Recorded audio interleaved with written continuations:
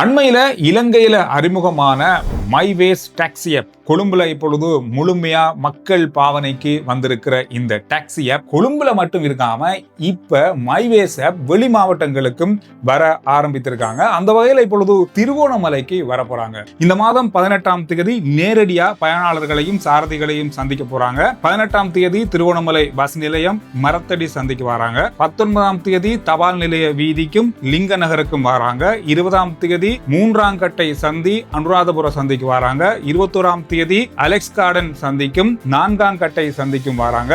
22ஆம் தேதி நீதிமன்ற வீதி சந்திக்கும் திருவண்ணாமலையினுடைய மெக்கைசர் விளையாட்டு மைதானத்துக்கு வராங்க.